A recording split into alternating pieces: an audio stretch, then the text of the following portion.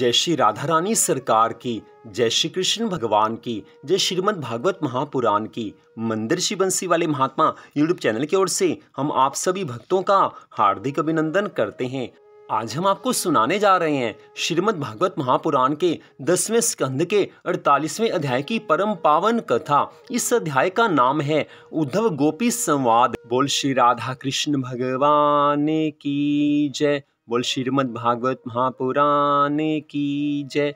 श्री सुखदेव जी महाराज आगे की कथा का वर्णन करते हुए कहने लगे हैं कि हे राजा परीक्षित, गोपियां श्री श्याम सुंदर के वियोग में व्याकुल होकर अपने आंसुओं द्वारा उद्धव के चरण धोकर इस प्रकार कहने लगी हैं कि हे उद्धव जी, अब हमसे श्री श्याम सुंदर का वियोग और अधिक नहीं सहा जाता है, इसलिए या तो हमें वे अपने दर्शन दें, अन्यथा हमारे प्राण ले लें। इतना कहकर गोपियों ने उद्धव का हाथ पकड़कर रासलीला का स्थान दिखाते हुए कहा है कि हे उद्धव, इन सब स्थानों को देखते रहने के कारण हम श्री श्याम सुंदर के विरह दुख को एक क्षण के लिए भी नहीं भूल पाती हैं। हमेशा वो हमें याद रहते हैं। तुम श्याम सुंदर प्यारे से हमारा इतना संदेश कह देना कि हे प्रभु, अब तुम्हारे विरह रूपी समुद्र की लहरों में हमारे शरीर रूपी नाव डूबना ही चाहती है, सो शीघ्र आकर इसकी रक्षा करो। इस संदेश को देकर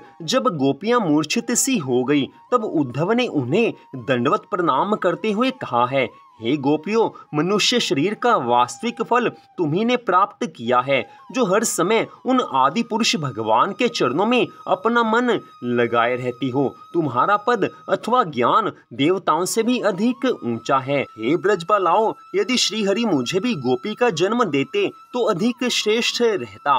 मैं वृक्ष आदि का जन्म लेकर भी यहाँ रहना चाहता हूँ, जिससे मेरे मस्तक पर तुम्हारे चरणों की रज पड़ती रहे। तुम्हारी भगवान के प्रति अनन्य भक्ति को देखकर देवता भी चकित रह जाते हैं। फिर मुझ में इतनी सामर्थ्य कहाँ है जो मैं तुम्हारी प्रशंसा कर सकूं। मैं जैसे श्री श्याम सुंदर को परमेश्वर समझता हूँ, उसी प्रकार तुम्हें भी उनसे कम नहीं समझता। इससे आगे की कथा का वर्णन करते हुए श्री सुखदेव जी महाराज कहने लगे हैं कि हे राजा परीक्षित, गोपियों की भक्ति और प्रेम के सामने उद्धव का ज्ञान योग का गर्व नष्ट हो गया। उस समय गोपियों के चरणों पर बार बार अपना मस्तक रखकर उद्धव जी इस प्रकार कहने लगे हैं कि हे देवियों, मैं तुम्हारे दर्शन पाकर कृतार्थ हो गया। मनुष्य यदि एक क्षण भी सच्चे मन से श्री कृष्ण जी का ध्यान कर ले तो मुक्ति पद को प्राप्त कर लेता है, परंतु तुम तो आठों प्रहर उन्हीं के ध्यान में डूबी रहती हो। मैं तुम्हें ज्ञान सिखाने को आया था, परंतु तुमने मुझे उत्तम प्रेम भक्ति प्रदान की है। भगवान श्री कृष्ण के प्रति तुम्हारी भक्ति अनन्य है। तुम इसी रूप में धन्य हो। मैं बारंबार तुम सबको दंडवत प्रणाम करता हूँ। इतनी कथा सुनाकर श्री सुखदेव जी महाराज कहने लगे हैं कि हे राजा परीक्षित, ये कहकर उद्धव जी प्रेम मग्न होकर ब्रज की पवित्र भूमि पर लौटने लगे हैं और वृक्षों के गले लगकर ये कहने लगे हैं कि यहाँ के सभी पशु पक्षियों के बड़े भाग्य हैं जो ऐसा उत्तम जन्म उन्होंने पाया है। ब्रह्मा और शिव को भी जो परमात्मा अगोचर हैं, वे तुम्हारे अधीन होकर यहाँ खेले हैं। इस प्रकार उद्धव गोपियों के साथ श्री कृष्ण जी की चर्चा करते हुए उन सब स्थानों पर गए हैं जहाँ पर श्री मुरली मनोहर ने अपनी सब लीलाएं की थी। इस प्रकार जब 6 महीने व्यतीत हो गए, तब एक दिन उन्हें ये ध्यान आया कि श्री श्याम सुंदर ने उन्हें दूसरे दिन ही लौट आने को कहा था। अस्तु, जिस समय उद्धव ने गोपियों से विदा मांगी, उस समय गोपियों ने कहा कि हे उद्धव, तुमने हमारे भले के लिए ज्ञान उपदेश किया था, परंतु हमने विरह के वेग में उसके बदले तुमसे जो दुर्वचन कहे, उनके लिए हम तुमसे क्षमा मांगती हैं। बड़े तो छोटों पर हमेशा से दया करते आए हैं। तुम हमारी दशा अपनी आंखों से देखे जा रहे हो, सो अब कृपा करके ऐसा उपाय करना जिससे हमें श्री कृष्ण भगवान के दर्शन प्राप्त हो सके। इतना कहकर राधा रानी और सब गोपियां उद्धव जी को अत्यंत प्रेम पूर्वक अपने घर ले गई और उद्धव जी से कहने लगी हैं कि हे उद्धव, तुम मोहन प्यारे से ये अवश्य कह देना कि तुम हमारे साथ प्रेम में पड़कर वन कुंजों में घूमते फिरते थे, परंतु अब तुमने ज्ञान वैराग्य लिखकर भेजा है, वह हमारे जरा भी काम का नहीं है। गोपियों के मुख से ऐसे वचन सुनने के उपरांत उद्धव ने नंद यशोदा से कहा कि हे नंद राय जी, आप और सब ब्रजवासी परम धन्य हैं जो श्री त्रिलोकी नाथ ने आपको अपनी बाल लीला का सुख दिखाकर कृतार्थ किया है। मैं भी आप सबके प्रेम के कारण इतने दिनों तक यहाँ रुका रहा। अब आप मुझे विदा कीजिए जिससे मैं आपका संदेश श्री मथुरा नाथ जी को जाकर सुना सकूं। ये सुनकर यशोदा जी श्री कृष्ण बलराम जी के लिए माखन, मिठाई, घी आदि अनेक वस्तुएं देती हुई इस प्रकार कहने लगी हैं कि हे उद्धव, तुम देवकी बहन से कह देना कि वे मेरे श्याम बलराम को शीघ्र यहाँ भेज दें। मैं उनके बिना रात दिन व्याकुल रहती हूँ। फिर दोनों पुत्रों को मेरी ओर से आशीष देकर कहना कि तुम्हारे बिना तुम्हारी मैया बहुत दुखारी हो रही है। नंद जी ने कहा कि हे उद्धव, आप स्वयं बुद्धिमान हैं और यहाँ की सब दशा देखकर जा रहे हैं। मैं अधिक आपसे क्या कहूँ। श्याम सुंदर से कह दीजिएगा कि शीघ्र आकर ब्रजवासियों का वो दुख दूर करें। जब इस प्रकार कहकर नंद यशोदा रोने लगे, तब उद्धव जी ने उन्हें धैर्य बंधा रोहिणी को साथ लेकर वहां से चल दिए हैं। उस समय ग्वाल बालों ने उन्हें अनेक प्रकार की भेंट देते हुए कहा है, हे उद्धव जी, आप उन दोनों भाइयों को हमारा प्रणाम कहकर यह संदेश कह देना कि हमें ऐसा वरदान दें कि उनका ध्यान जन्म जन्मांतरों तक हमारे हृदय में बना रहे। ये सुनकर उद्धव जी महाराज कहने लगे हैं कि हे भाइयों, तुम्हारे हृदय में श्री नारायण भगवान की ऐसी प्रीति विराजमान है कि दूसरे तो केवल तुम्हारा नाम ही लेकर इस भवसागर से पार हो सकते हैं, क्योंकि तुम सब जीवन मुक्त हो। इस प्रकार उद्धव जी वहां से विदा होकर मथुरा में आ पहुंचे हैं। वहां आकर उन्होंने श्री श्याम सुंदर के सामने पहुंच दंडवत प्रणाम करके मुरली आदि वस्तुएं उनके सम्मुख रख दी। उनके देखते ही श्री कृष्ण बलराम प्रेम से गले मिलकर कहने लगे हैं कि हे भैया उद्धव, ब्रज में बहुत दिन लग गए, अब ये बताओ कि सब ब्रजवासी कभी हमारी याद भी करते हैं। तुमने हमारे नंद बाबा और यशोदा मैया को देखा। ब्रज की गोपियां सदैव मुझसे ही प्रीति रखती थी, अब वे किस प्रकार रहती हैं। ये सुनकर उद्धव जी महाराज कहने लगे हैं कि हे प्रभु, ब्रजवासियों के प्रेम का वर्णन मुझसे कुछ मत पूछिए। आपने बड़ी कृपा की जो मुझको नंदगांव भेजा। ब्रजवासियों के दर्शन पाकर मैं धन्य हो गया। वहां सभी गोपी ग्वाल आपके लौटने की आशा में ही अपने प्राणों को रखे हुए हैं।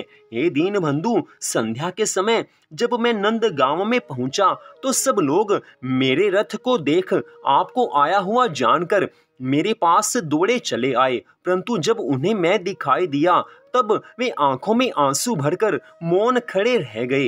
हे प्रभु, यशोदा जी यह विचार करके सदैव पछताती रहती हैं कि उन्होंने आपको कभी उखल से बांधा था और इस अपराध से ही उनका ब्रजमंडल आज सूना हो गया है। प्रातः काल होने पर जब मैं यमुना स्नान करने के लिए गया तो वहां राधा रानी आदि गोपियों ने मुझे बड़े प्रेम तथा आदर से बैठाया। फिर जब मैंने आपका पत्र पढ़ा और उन्हें ज्ञान योग का उपदेश दिया तो उस समय उन्होंने मेरा कथन सत्य ना मानकर संपूर्ण दोष कुब्जा को लगाया। वे आपके प्रेम में डूबकर इस प्रकार रोने लगी कि मैं अपने सभी योग तथा ज्ञान को भूल गया। मैं उनके प्रेम की धारा में रंग गया हूँ। हे मथुरा नाथ जी, उनके प्रेम को देखकर मेरे ज्ञान का सारा गर्व नष्ट हो गया। मैंने ब्रज में 6 मास तक रहकर प्रति क्षण ब्रजवासियों को आपका ध्यान अथवा गुणगान करते ही पाया है। मैं समझ नहीं पाया हूँ कि आपने उनके साथ ऐसा कठोर व्यवहार क्यों किया। हे प्रभु, आप स्वयं कहते हैं कि जो आपसे प्रेम करते हैं आप भी उनसे प्रेम करते हो, तो ब्रजवासियों ने कौन सी गलती की जो उन्होंने आपसे अत्यधिक प्रेम किया। आपने उन्हें पहले अपना प्रेम दिया, उन्होंने आपसे प्रेम किया। हे प्रभु, उन्होंने कौन सी भूल की जो आप उन सबको छोड़कर मथुरापुरी में आकर बस गए हो। उन्होंने तो आपसे प्रेम किया था, लेकिन अब वो आपकी याद में दिन रात आंसू बहाते रहते हैं। आप भगवान होकर भी उनके साथ ऐसा निर्मम व्यवहार क्यों कर रहे हो? आप तो सबको शिक्षा देने वाले हो, आपने उनके साथ ऐसा व्यवहार क्यों किया? ब्रज की गोपियों ने यही पूछा है, लेकिन उनसे पहले मैं आपसे पूछता हूँ कि हे प्रभु, ब्रजवासियों के साथ आपने ऐसा अनुचित व्यवहार क्यों किया? क्यों आप उनको दिन रात रुला रहे हैं? आप उनको अपना दर्शन क्यों नहीं देते? क्यों आपने उनके लिए योग का संदेश भेजा है? आपने उनके साथ ऐसा क्यों किया है? आज उद्धव जी महाराज भगवान श्री कृष्ण जी के सामने ये बातें कहकर रोने लगे हैं। थोड़ा संभलने पर उद्धव जी महाराज कहने लगे हैं कि हे प्रभु, आपकी माया को आपके अतिरिक्त और कोई नहीं जान सकता। श्री राधा रानी की दशा को मैं किस प्रकार आपसे कहूँ? वे आपके विरह में दिन रात रोती रहती हैं। वे कभी आपका नाम पुकारती हैं तो कभी अपने नखों से पृथ्वी कुरेदने लगती हैं। अनेक प्रकार से समझाए जाने पर भी उन्हें कुछ धैर्य नहीं आता है। उनके प्राण तो कभी के निकल जाते, परंतु आप जो फिर आने की बात कह आए हैं, उसी आशा में वे अब तक जीवित हैं। अधिक हाल मैं आपसे क्या कहूँ? आप तो स्वयं अंतर्यामी हैं, आपसे किसी के हृदय की बात नहीं छिपी है। इतनी कथा सुनाकर श्री सुखदेव जी महाराज कहने लगे हैं कि हे राजा परीक्षित, श्री मुरली मनोहर भी ब्रजवासियों के प्रेम भरे बातों को सुनकर रोने लगे हैं। बलराम जी की भी यही दशा थी। कुछ समय इसी तरह बीतने पर लंबी श्वासें लेते हुए तथा पीताम्बर से आंसू पोंछते हुए भगवान श्री कृष्ण जी ने कहा है कि हे उद्धव, तुम सबको भली भांति ज्ञान तो सिखला आए हो। उद्धव जी से कोई उत्तर देने नहीं बना। हे राजा परीक्षित, फिर वे उनसे विदा लेकर वसुदेव देवकी के पास आए हैं और उन्हें नंद यशोदा का संदेशा सुनाया है। श्री कृष्ण जी तथा बलराम जी ने उस दूध, मक्खन आदि को जिन्हें नंद यशोदा ने उद्धव के हाथ भेजा था, बड़े प्रेम से स्वयं खाया है। तो इस प्रकार उद्धव गोपी संवाद की कथा का यहीं पर विश्राम होता है। अगले भाग में आप भगवान श्री कृष्ण के कुब्जा और अक्रूर जी के घर जाने की कथा सुन पाएंगे। तो आज की इस कथा को सुनने के लिए आप सबका हार्दिक धन्यवाद। भगवान श्री राधा कृष्ण जी की श्रीमद् भागवत महापुराण की अनंत कृपा सदा आप सब पर, आपके परिवार पर बनी रहे, इसी मंगल कामना के साथ जय श्री राधा रानी सरकार की, जय श्री कृष्ण भगवान की, जय श्रीमद् भागवत महापुराण की, जय श्री सुखदेव जी महाराज की। जय जय श्री राधे, जय जय श्री राधे, जय जय श्री राधे श्याम।